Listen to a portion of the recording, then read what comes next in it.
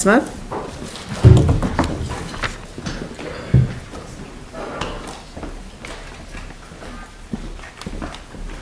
The folder's been distributed. Yes, there are.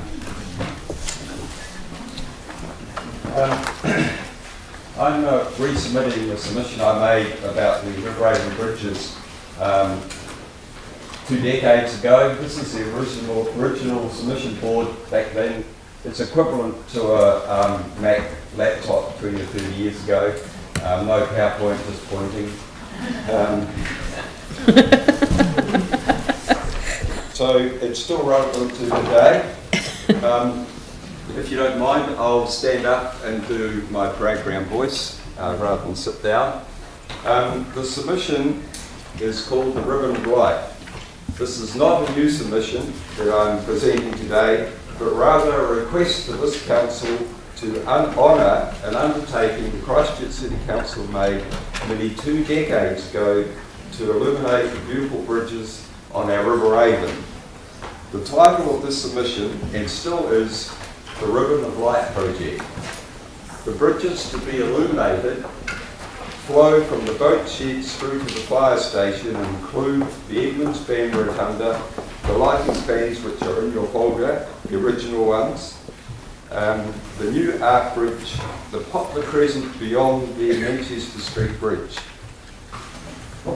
These beautiful bridges, seen by day, disappear into the night if they're not illuminated.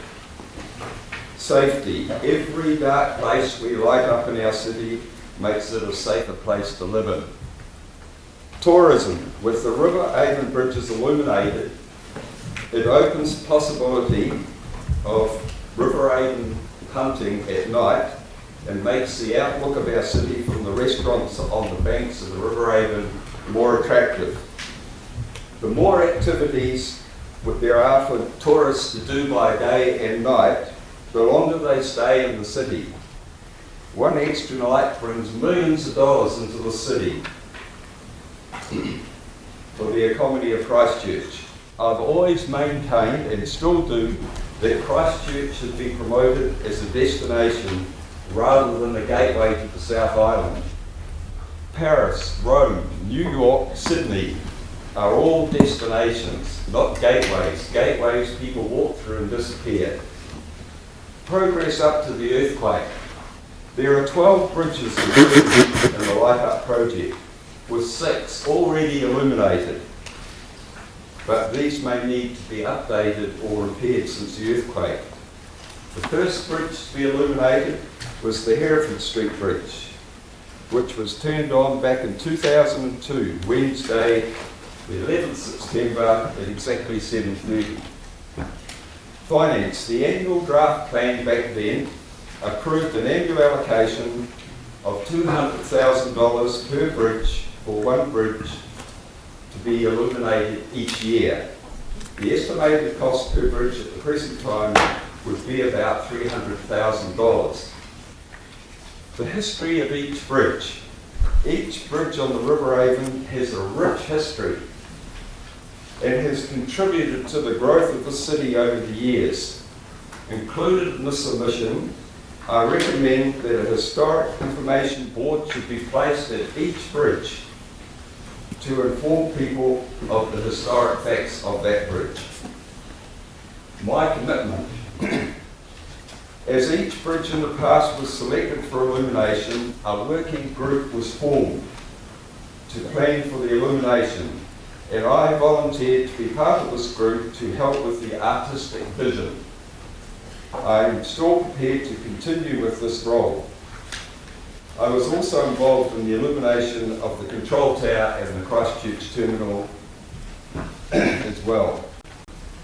In finishing, I was very passionate back then for this project when there was very little interest for this sort of project in our city. And I can assure you that the inner light is still burning within me, and I am absolutely determined to see this project through. I told the then Mayor, Gary Moore, that when the project was finished, he could put me in a River Avon pump with a bucket of chicken and a bottle of champagne, and I'd float away and he'd never see me again.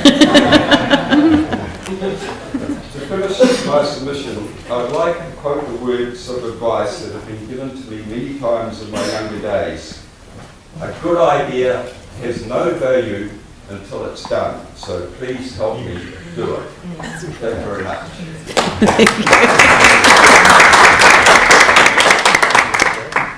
Thank you, David. I think that's wonderful, and I love your sort of apple on the back of your presentation from all those years ago. Thank you for your passion for our city, and I would be devastated if you floated down the river never to be seen again.